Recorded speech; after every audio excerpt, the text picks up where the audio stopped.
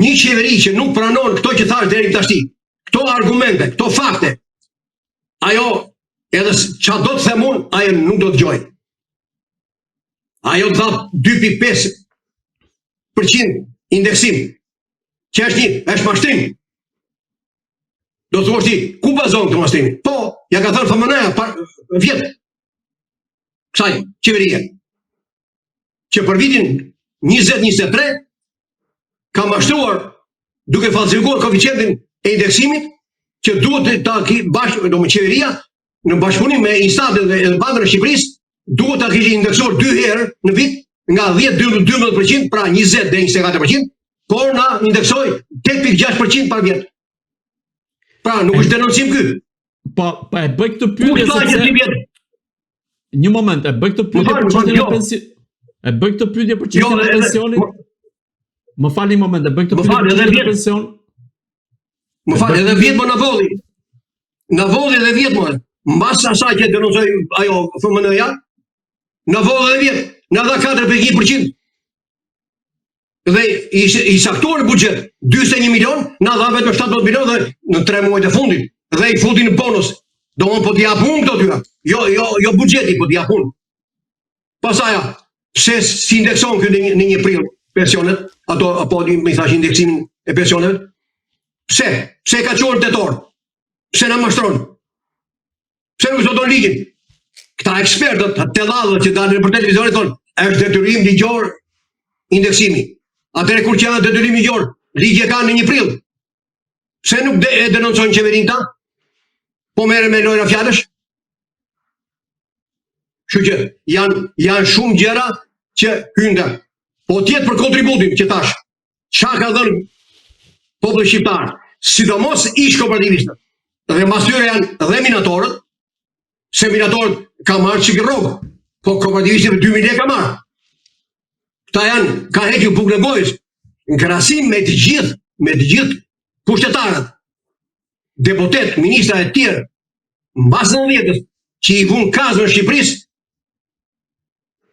në qoftë se do të caktuar një rrogë, unë nuk pa marrë me shifër, po them. Pensionistët e sotëm që ka punuar në atë kohë dhe në mënyrë të veçantë, ish kooperativistët dhe më pas minatorët duhet marrin pensione më të larta se deputetët e Shqipërisë. Pra mbi 3.000 euro. Sepse edhe urdo? Mbi 3.000 euro. Po, mbi 3.000 euro. Po, do thonë ta, që nga thot kjo e pralla me mret, të lutë shumë. A jemi ekonomi tregu? A duhet shpërblehet tjeti si mas kontributi që ka dhënë? Po. Në cilin vend të botës, të gjithë pasurit kombëtare janë shërbim popullit? A duhet të përfitoj dhe krijuesit që janë pensionistët nga këto pasuri kombëtare? Se po të pusët e naftës e minierët i ka privati? Nuk e pensionistit. Kurse këtu, pra, pensionistët shqiptarë janë të vetmin të botë që ja kanë dhënë në pjatë popullit shqiptar, gjithë pasurit kombëtare. Urdo shfrytëzoi, rrit fëmijët, nipën, besat, stërmesat, edhe 10 breza më mbrapa. Ky është kontributi i popullit shqiptar. Dhe i atyre ish kooperativiste, atëherë këta e meritojnë të marrin rroga pensione shumë herë më të larta se deputetët. Se çfarë bëjnë këta deputetët sot? Edhe ministrat. Këta i kanë mbushur ministrit plot se i duan thjesht vetëm për pushtet, për të marrë pushtet me vota. Po këta gjithë shërbimet shtetërore dhe vendore ja kanë në privatit. Këta s'bënë si punë, këta janë si qyqja. Qyqja bën vezën dhe ja çon në forrik zogun tjetër. Nuk e rrit zogun. Kështu dhe këta, me lekët tona, nga gjaku jon, nga buka jon, këta ja jemi privatit, fiton privati edhe e ham neve. Pra ata, pse duhet ta bëjnë privatit ata? Pse nuk i përmendojnë veta me qeverit, ministrat janë, edhe ministrit janë mbushur plot, edhe bashkia është mbushur me gati me 20.000 punonjës? Pra, kjo është logjika. Këta duhet pranojnë, jo duhet ta pranojnë. Po klasa politike, opozitare, intelektualët shqiptar, edhe gjithë populli shqiptar duhet ta vërë këtë qeveri me shpata për murin. Por jo vetëm thjesht qeverin, por dhe opozitën e PD-s që bashkëpunon me këta.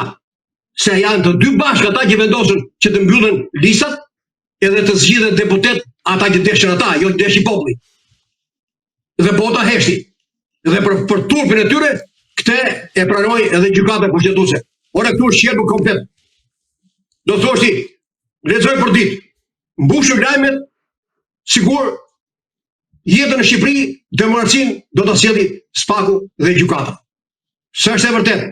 Në qoftë se ne do pranojmë që në Shqipëri drejtësinë, korrupsionin do të luftoj Spaku dhe gjykatat, atëherë ne jemi diktaturë ushtarake.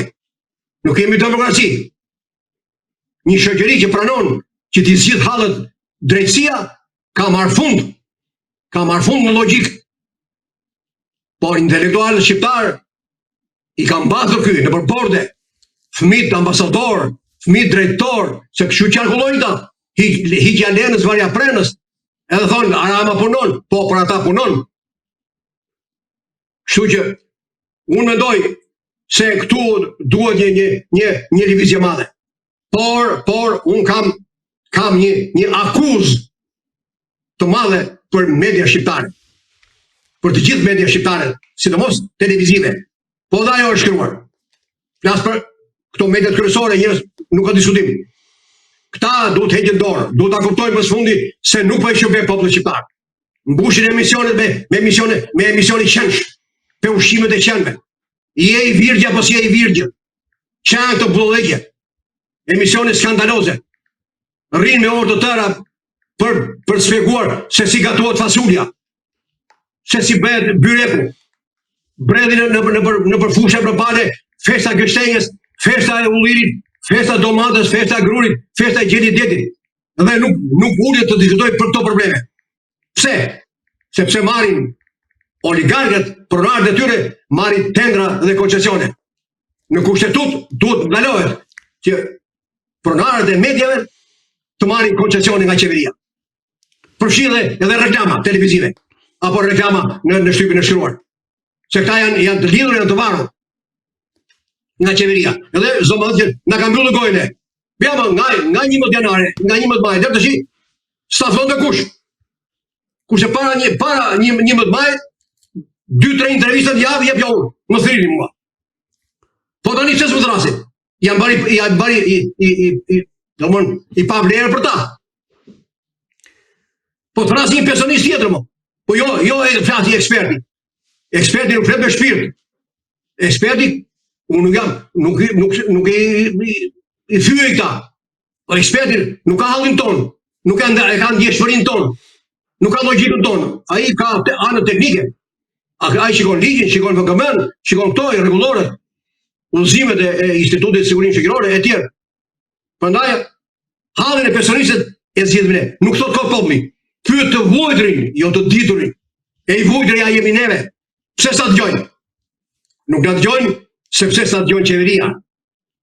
Bashkimi Evropian të gjitha të këshijet në Shqipëri duhet t'i kishte parë qikur Edi Rama vurin në zbatim mbylljen e të gjithë dyerve të zyrave të gjithë administratës edhe qeverisë për që takohen qytetarëve. Kjo ishte pushkatimi i demokracisë. Ti mbyllësh gojën qytetarëve të ankohen, të këshillojnë, të denoncojnë, do thotë që ti je shkëputur, ti me qytetarët je armik, ti je diktator.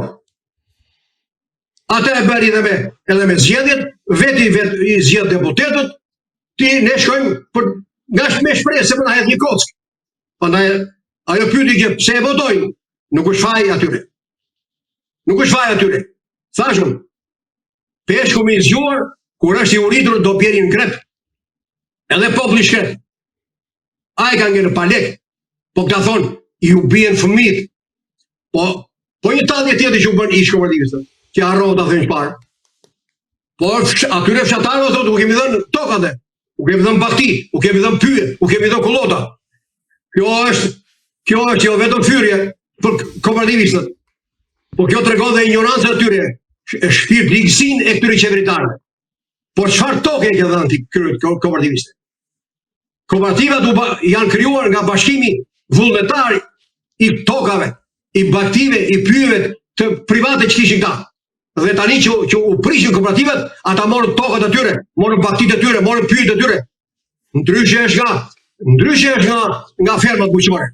Punëtorët e fermave që merrin rrogë disa herë më të madhe, atë edhe ata morën toka një lloj si kooperativistët.